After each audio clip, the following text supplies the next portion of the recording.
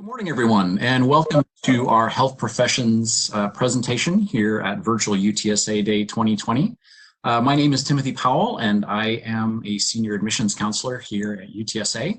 Thank you for joining us on a Saturday morning. I'll be your host and moderator for today's session, just to make sure that things get going.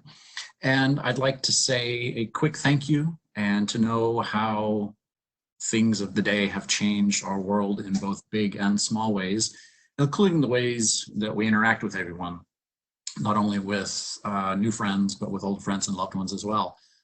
With that in mind, please know how so very thankful we are to have you joining us this morning. On behalf of UTSA, again, I thank you, and thank you for spending this Saturday morning with us. At this time, I would like to introduce Tracy Hunt. She is with our Health Professions Office, and she will be providing you with everything that you need to know as far as health careers go. If at any time during today's presentation you have any questions, please feel free to utilize that chat function. I will be moderating or keeping an eye on that chat function and try and answer any questions that may come up.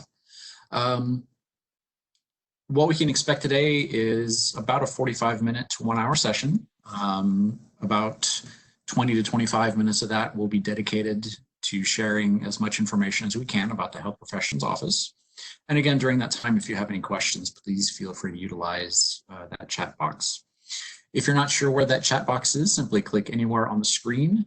When you do that, you're going to see a taskbar at the bottom that will pop up, and you should see a little text bubble, and that will be your chat option.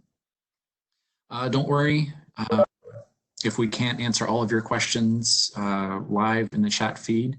You will be provided an email address to where you can send additional questions as well. And one of the questions might be a question that is asked during the second part of today's session. And again, Tracy and Bradley Hamlin are line as well to be able to help out with that. And before we get started and before I hand it over to Tracy, I just want to let you all know that we have muted your microphone. And if not, please go ahead and mute your microphone and turn off your camera so we can provide Tracy with as much uninterrupted attention as we possibly can. And again, I want to thank you for joining us on a Saturday morning, and I will hand it over to Tracy. Thank you very much, Tim. Again, I want to echo Tim's sentiments for attending the Health Professions presentation at our virtual UTSA Day. Not how any of us plan to deliver this content, but we appreciate that you made time to attend this session virtually anyway.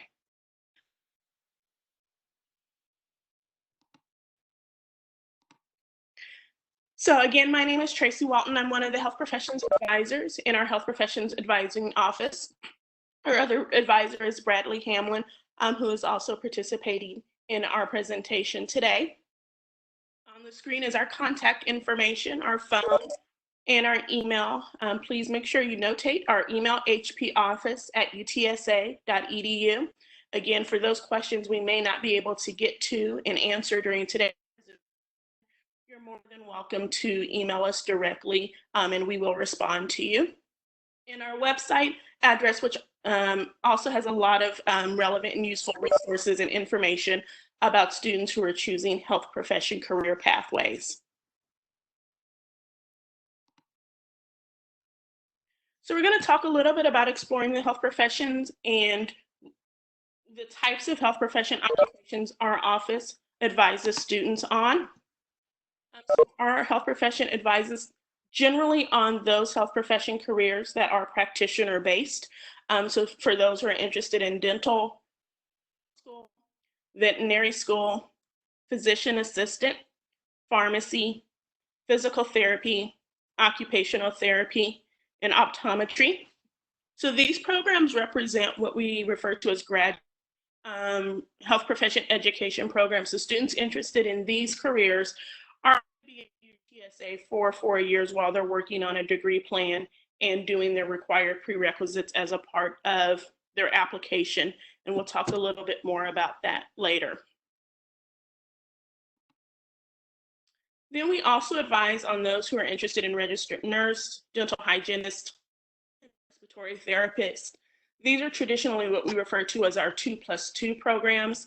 Most of these are entry-level bachelor's programs. UTSA just does not offer a bachelor's degree in these, so students cannot complete all 4 years of their bachelor's health profession specialization degree at UTSA. So most of our students, they are just working on their prereqs, and then once completed and they apply, then they'll transfer into their school of choice to finish out their degree. But that doesn't mean that we're not able to advise students on other types of health careers. As we know, health careers is a broad professional scope that can include practitioner-based, but also can include careers in the administrative track, the laboratory, or behavioral fields, such as social work, clinical lab science, or healthcare administration.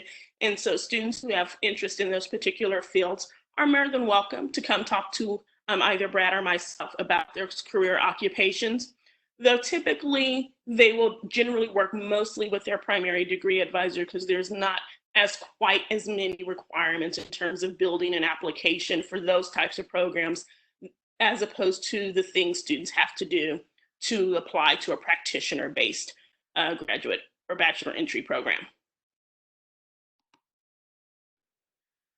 So when we think about health profession education programs across the state of Texas, you'll notice that there's a variety of different schools that students can apply to, from the 15 medical schools we have, the 4 dental schools, the 41 different BSN programs, the 9 pharmacy schools, 8 physician assistant schools, 14 schools that offer PT, 2 schools that offer an optometry, and we are getting a second veterinary school finally out for West Texas, so that will finally move our veterinary schools up to 2. But when we think about the number of different educational options that students can pursue as it pertains to their deciding to choose a health profession career occupation, one of the reasons why our office exists is to help students make sense of the different requirements, the different admission profiles, so that they can start to build an application that meets their target schools and meets most schools' application criteria in a general sense. So when students meet with us, we are primarily advising. We're going to help them set some goals, troubleshoot through any issues or problems they maybe have, both in the academic setting and in what we refer to as the building of the holistic application. Talking about the required prerequisites. As you noticed, despite the varied number of educational programs that students can submit an application to, there is a lot of commonality in the coursework that students are going to be asked to complete as a part of the application, but there is not uniformity. So we do need to make sure that students are aware of all of the coursework requirements for those programs they may be considering submitting an application to. Then professional development program. So our office holds various workshops throughout the academic year. Our large signature event is our Health Professions Day, which occurs every spring. And that is where we have all of those health profession programs, education programs that you saw on that prior map. They'll come to our school, and students have an opportunity to talk to them, ask questions about their program, get information from their admission representatives directly about what they're looking for when it comes time to review and assess those students who have applied. Then when they're ready to submit their applications, we do work with those students very closely in terms of how to navigate the different application processes, knowing what are the supplemental and supporting information that they're going to need to collect and provide as a part of that application. And then, of course, going over entrance exam information and how to best study for that material. And then finally, we have some special programs that we run through our office, in which we're going to talk about. So for those students who might be interested in applying to medical school, their goal is to become a physician. The state of Texas has the Joint Admission Medical Program, which we administer through our office.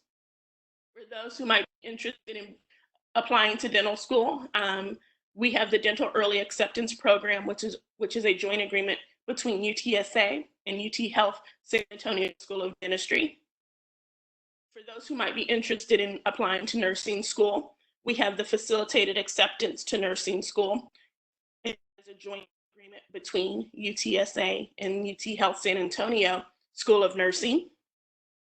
And then for those who might be interested in becoming a respiratory therapist, which unfortunately we have seen, the need for that particular career on the increase due to the respiratory illness that is COVID-19. We have the Respiratory Care Early Acceptance Program, and that is a joint agreement between UTSA and UT Health San Antonio's School of Health Professions. And so we're going to talk a little bit more about what are the eligibility requirements for each of these particular programs. For JAMP, and because it is a state of Texas funded initiative, there are specific requirements a student has to meet in order to be eligible to submit an application for that particular program. The main requirement is that a student must be attending a participating college or university full-time immediately following high school, that they've taken the or SAT exam and meet at least the minimum state averages on those exams. They're a U.S. citizen in Texas. And because the JAMP program is partially a scholarship program as well, applicants do have to demonstrate that they have a financial need because the program is designed to be a pipeline for those students who may come from economic disadvantaged backgrounds. And so the students must have a FAFSA on file. And so that Department of Education calculated expected family contribution must be at $8,000 or below in order for a student to be eligible. Students will enter UTSA as a freshman and they'll do their normal freshman academic coursework. And so at the end of their freshman year, at the end of that spring semester, they do need it to have completed at least 27 semester credit hours. And they should have at least a minimum 3.25 GPA, and that's an overall, and a 3.25 math and science. A quick note about GPA calculations. So GPA calculations for the overall GPA is cumulative. So that means any students who may have completed college credit while they were in high school, those grades will roll into that cumulative GPA in addition to the minimum 27 or 30 hours the student was able to complete through that fall and spring semester at UTSA. For the math and science GPA, again, that is cumulative, and so that will include any coursework a student has taken from a biology course, a chemistry course, physics, or math, whether at UTSA or through dual credit. Again, that will be calculated in that particular GPA calculation. One of the things to also recognize is though a student needs to have a minimum 3.25 GPA, those are not the GPAs that are going to be competitive for a student to gain admission into the program.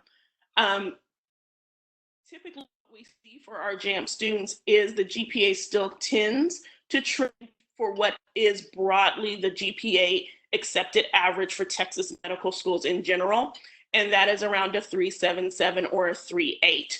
And so that is where we typically see those students who have applied to JAMP and have been successful in that application. They have GPAs that tend to trend in that particular direction.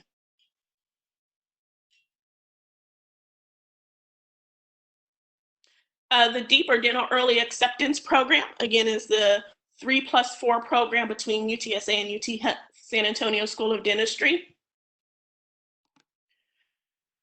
The general requirements for that is that students still must be a U.S. citizen or a permanent resident and a Texas resident. Again, they must be admitted to and enrolled at UTSA as a first-time college student immediately following high school graduation. Because DEEP is a 3+4 program, students must major in biology and take all of their coursework at UTSA. So one of the differences between DEEP and JAMP, a student can pursue any major and still apply towards the DEEP, towards the JAMP program. For DEEP, because of the 3+4 program that students will eventually earn their biology degree during their first year of dental school, they have to have a specific major as freshmen and follow that degree plan through to their DEEP application. And so that means that they must major in biology. The DEEP applications are due fairly early. Unlike JAMP, our freshman students don't get a full 27 or 30 credit hours before they'll apply to DEEP. Applications are going to be due in the spring semester. So those primary admissions and review decisions are being made off of the strength of the student's fall semester. And so in consideration of that, those students should have at least a 3.4 at the end of that fall semester. And again, what we see, the trend towards those students who are able to get an interview and are able to successfully gain admission into DEEP is that they do tend to have higher grade point averages centered around what is traditionally the Texas state average for Texas dental school admissions, which is going to be a 3.67 or higher. And again, applications are going to be due. They're due generally March 1 of that spring semester. And then the way the DEEP program will work is that students will follow the first 3 years of their biology degree plan. If they are able to maintain their GPA of at least a 4 and successfully make a 19 on the dental admission test, they keep their conditional admission into the dental school, and then they will start their dental school instead of doing their 4th or senior year in college. They will be starting their first year of dental school. At the completion of their first year of dental school, those credits transfer back to UTSA. We finish out awarding them the Bachelor of Science in Biology, and then they'll finish on in the remainder 3 years of the dental school towards their DDS.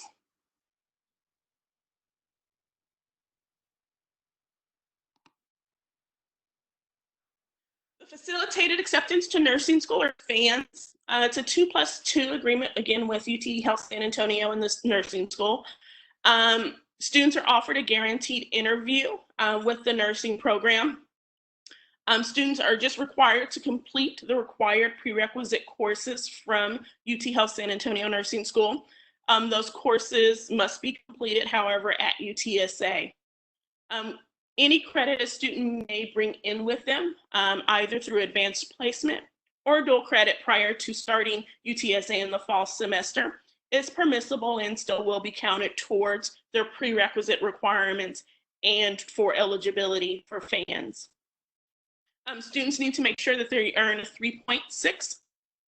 Again, that's overall, and a 3.6 is the prerequisite. Those students who meet the 3.6 GPA are guaranteed an interview with the nursing school. And then once they've gained their admission into the nursing school and have completed their 2-year BSN, then those credits transfer back to UTSA, and students will earn a second degree from UTSA in multidisciplinary studies. So for those students who might be interested in this particular program, we are encouraging them that they do have a major in our multidisciplinary studies for that reason. Respiratory Care Early Acceptance Program, again, is a 3+2 program.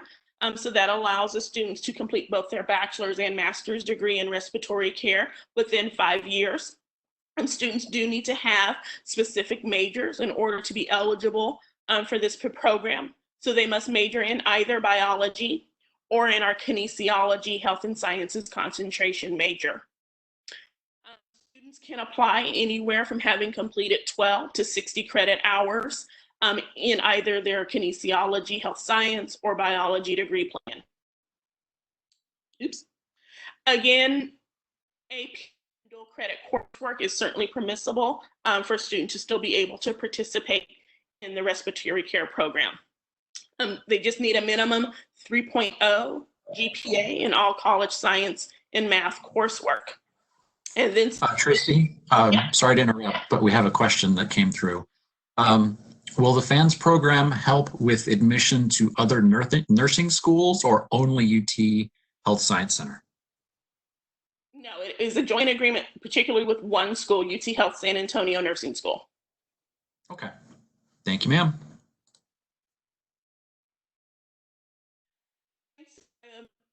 Then the other thing is the submitting the application and supporting materials by deadline. So with the JAMP program, students, again, are going to be required to submit an application to the state JAMP office. Those applications will open up May 1 at the conclusion of their spring semester of freshman year. And then they're invited to interview with the JAMP Council for admission.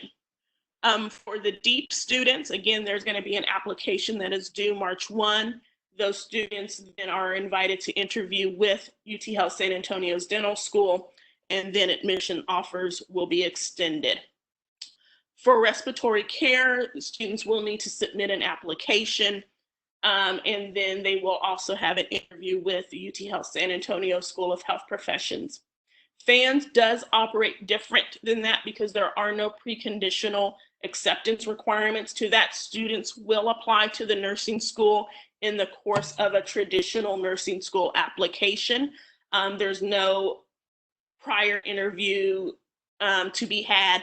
As long as they meet those GPA requirements, then they are going to be guaranteed that interview for a dental school admissions.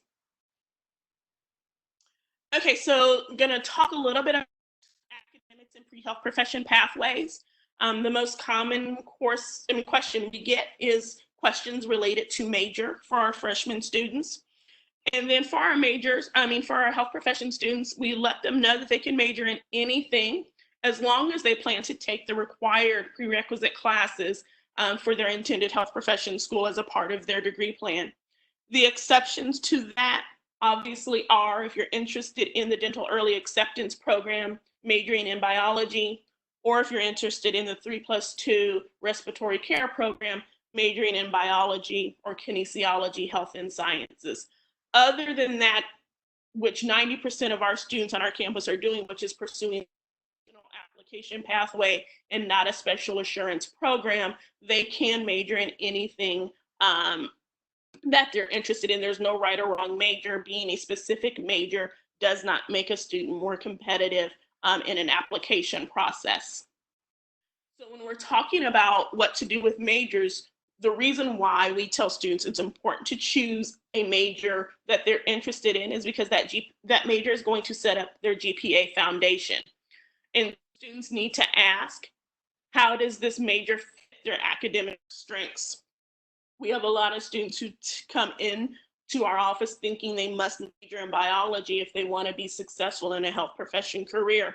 And what I ask students is, do you love science? Do you love math? Because if you love science and math, then a physical or life science should be what you pursue, because that is sort of where your passion and your academics lie. If you're someone who isn't necessarily as strong in those subjects, then you may want to look and explore and discover what those discipline areas that I am interested in that are going to allow me to earn the GPA that's going to be competitive for my application. Then the second question is, where do your required prerequisite courses fit in? The reason why there's a lot of flexibility across admissions programs regarding degrees that students can pursue is because most of the prerequisites can fit within any degree plan.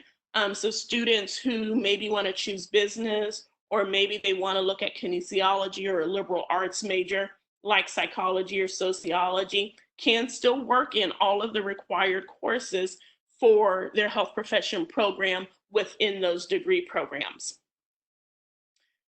We do have some degree programs which are sort of blended. So we have a medical humanities and a public health. And so those can be geared for those students who are interested in a pre-health profession pathway. But by no means does that mean that a student has to choose those particular programs versus any other degree plan that a student might be interested in. What we know for health profession admissions program information is there, of those practitioner majors that we advise on, there is no health profession education program that has an average GPA below a 3.5 in terms of being accepted. And those GPAs go higher depending on the type of program you're in, right? With the inclusion of med school, right, which is now trending at about a 3.8 in terms of the average GPA. So we want students to think carefully about what their strengths are, what they're interested in, and making sure that they're picking a major that's best for them from the start. And then a little bit about the holistic application. And so the other part of what we do in our office, in addition to guiding students on prerequisites and school choice, is helping them to think about how they're going to build a competitive application, which is considered holistic. That obviously starts with the academic foundation. If that's not there, then admission committees aren't going to review an application. But for those students who are able to be successful in the classroom and earn the GPAs that will get their application reviewed, these are the types of activities that they're going to need to begin to think about and plan for throughout their 4 years at UTSA. And that's going to be experience related to their health professions. So getting involved in shadowing, volunteering in healthcare or clinical settings. You can find a lot of opportunities related to that in our Handshake account, which is run through our Office of Career Center. Leadership and on-campus involvement. Leadership and on-campus involvement. So you called Rowdy Link, and that will list all of our registered student organizations. Volunteering community. So our Center for Civic Engagement runs a website, UTSA Engaged, which lists various community service opportunities throughout the San Antonio area. And networking, making sure that they're building relationships with their faculty, because we all know eventually they're going to need faculty letters of recommendation as a part of their application, that they're networking with other peers to find different opportunities. Most of the experience related to health professions that a student's going to need to gain for their application is going to be self-directed. So those are not going to be opportunities. They can come directly to our office and say, I need shadowing. Can you tell me where I can go? Those self-directed opportunities are going to be from the networks that they build. And some students' networks will be better built than others because they may already know who's working in the health profession versus someone who doesn't. And then that is where that peer networking becomes essential to students being able to find out what in the San Antonio community, what can their student organization help them with in terms of gaining that experience. We do have a student health organization for all of our health profession majors. So if you're interested in medicine, we have 4 societies and additional related health profession organizations. We have a pre-dental society, nursing society, pre-PT and OT societies, a PA society, and other organizations that are geared, that aren't maybe necessarily specifically a health career organization, but they can be organizations that a student might want to get involved in, such as our Black Health Professions Organization, Women in Medicine, Global Brigades, and other types of organizations. So we encourage students to get into that Rowdy Link portal. They have an option for you to filter to look specifically for healthcare career types affiliated student organizations and get involved. But that by all means doesn't mean a student can't and should not get involved in other types of organizations, whether it's fraternity or sorority life, whether it's club or intramural sports, or other types of things that they're just interested in from a leisure or hobby perspective. And then finally, our academic success, which is through our Tomas Rivera Center. So we want to make sure our students are being successful, particularly because they have an interest in pursuing a health profession program. And so our Tomas Rivera Center has academic coaching. They run our tutoring and our supplemental instruction. academic resource units. So we encourage students to make sure that they're reaching out when needed to those offices to make sure that they're heading off any potential problems early enough, because it's much easier to go in early and say, I'm not understanding something.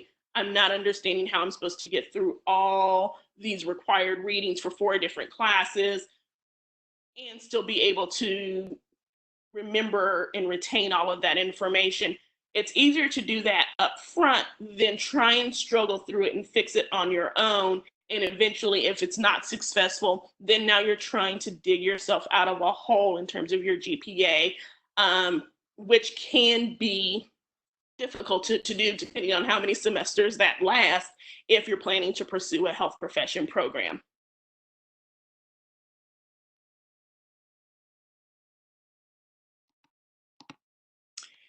And so then any questions?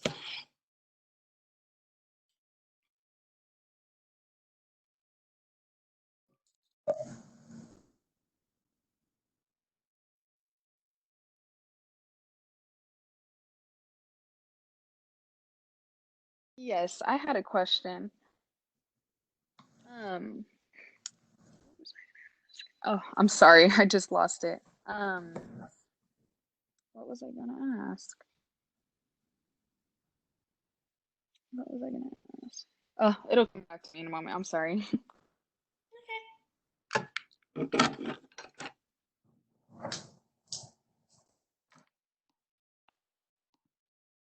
I remember. So for the DEAP program, I'm sorry if I missed it, but do we have to demonstrate financial need for that? It's not a specific requirement, no. And it is obviously it's a consideration or a factor they'll look at, because the idea behind the program is to be a resource for those students who are considering 4 years of undergraduate education and 4 years of a dental school, and helping them offset that cost by being able to start dental school a year early. So while it's not Okay. a right metric that is a cutoff the way JAMP is, it is something that they will look at, yes. Okay, thank you so much.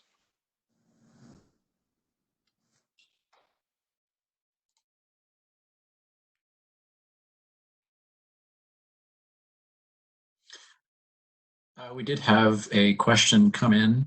Can you go over briefly or just a recap of what JAMP is? So JAMP is a pipeline program for those students who are from economic disadvantaged backgrounds that the state of Texas runs. And so it allows students through scholarship opportunities, through clinical experiences, to work on building an application. And then those students are able to maintain the required GPA and the MCAT score, then have an automatic admission into one of the participating Texas medical schools.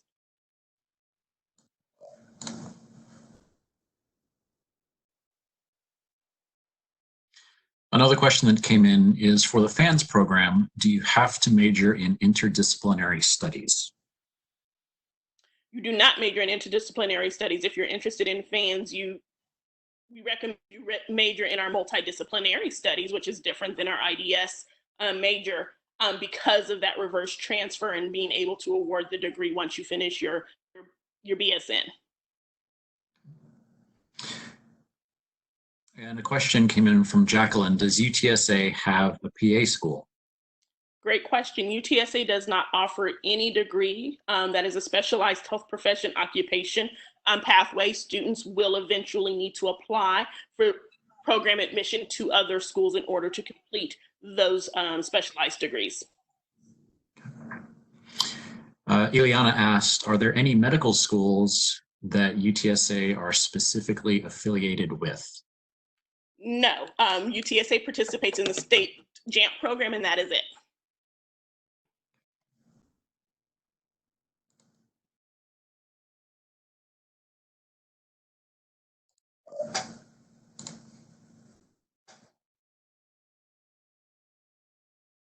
Serena asked, is JAMP with other Texas schools as well? I'm sorry? Serena asked in chat, is the JAMP program affiliated with other Texas schools as well? Oh, I'm assuming you mean other undergraduate institutions. Yes, I think there are 67 other public institutions plus private institutions that participate in the state program. Yes. Okay. And Mackenzie asked, she apologizes, her audio came in and out. Is there a recommended major for the FANS program? If you're interested in the FANS program, we do recommend that you major in our multidisciplinary studies degree plan. Okay.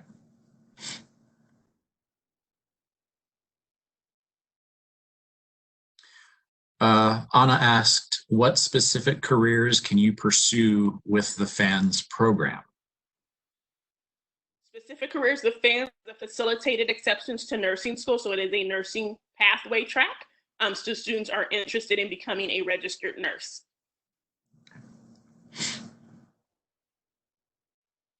Viviana asked, are dual credit AP credits counted towards the first semester of undergrad?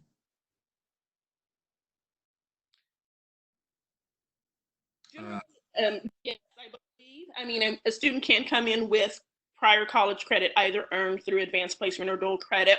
And that is in effect considered or seen as transfer coursework, even though our admissions doesn't run a GPA calculation on that. It will be considered as transfer coursework.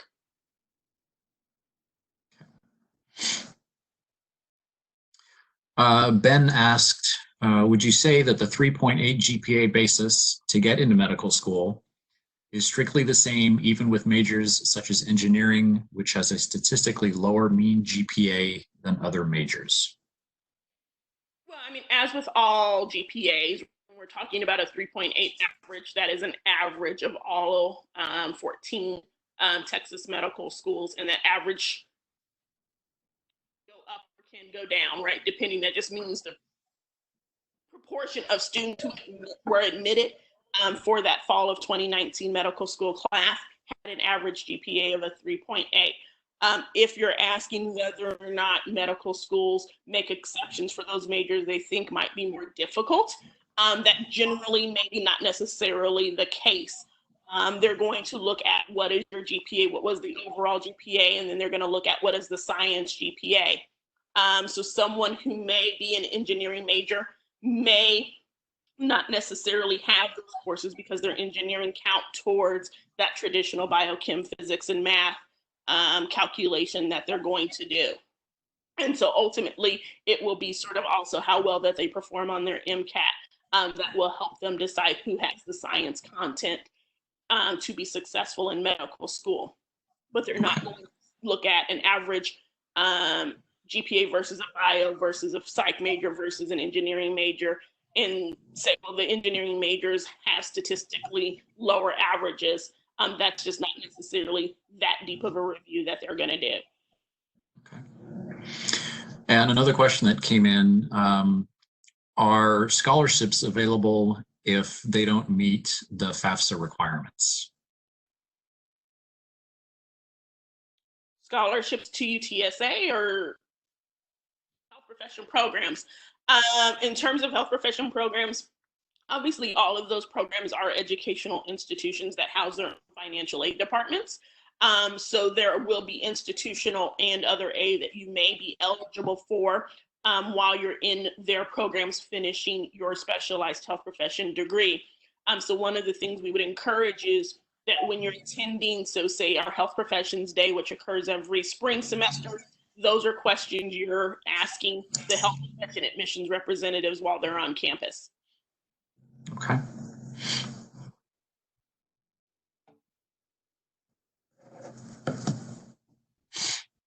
Okay. And I think we have time for maybe one or two more questions. One question that came in is very briefly, what should students, I'm sorry, I lost it.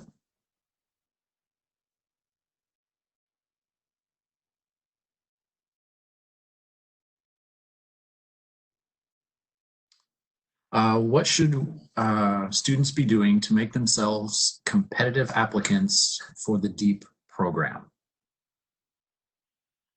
For our deep students, I think ultimately it's one, how well you perform in your fall semester at UTSA. Second to that will be what are the type of activities that you've been able to participate in through that fall semester, dental shadowing, how are you serviced to others through community service outreach and other types of activities. But mainly it's going to be your academics and what you choose, how you choose to get involved in your fall semester. Okay. One question that came in, can you still qualify for the JAMP program if your FAFSA is more than 8,000? No, you cannot. If that is expected family contribution is above 8,000, say it's 8,001, then that would mean you would not be eligible to apply. Okay.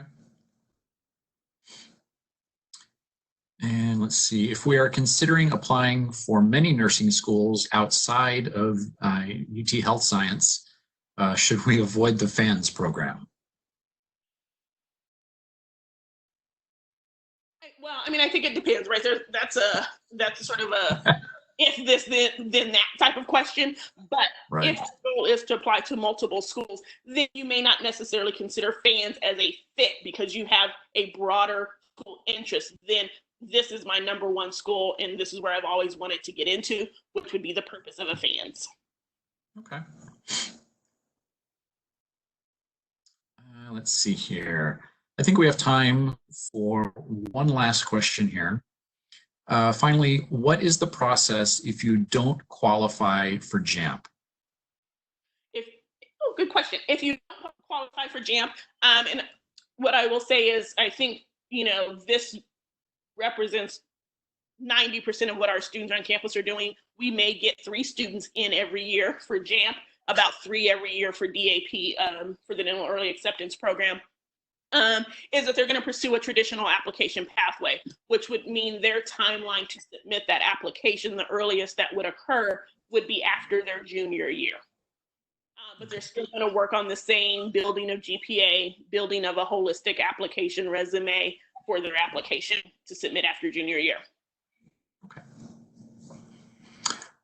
Let's see, really quick, would it be possible to provide your contact information as well? Yep. I'll go back to that slide. I should have put it at the end again, but I didn't.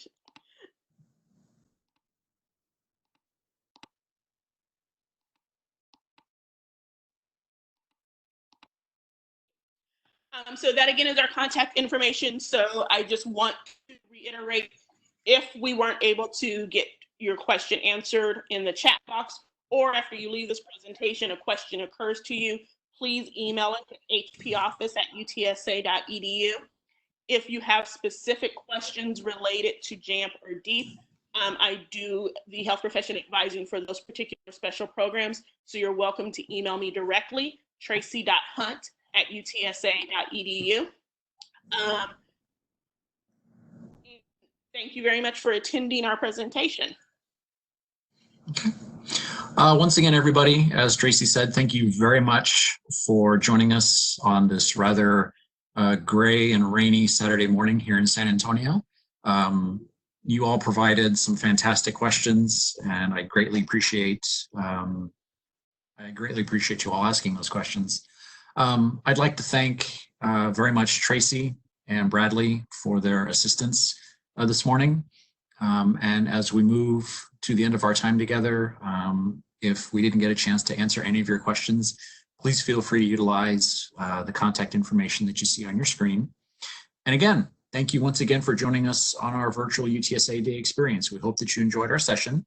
I will say that if you get a chance to fill out the survey on the guidebook app, UTSA will be delivering, well, there's going to be a drawing, and UTSA will be delivering some pretty impressive swag collections if you are the winner of those drawings. So all you have to do, if you would like to participate, is fill out the survey on the guidebook app. And again, thank you for joining us this morning. We hope that you enjoyed our session. We hope that you found it informative. We look forward to seeing you as students on campus someday soon. So thank you all again, and have a good day. Fill out that survey. UTSA swag is great. Yes, ma'am.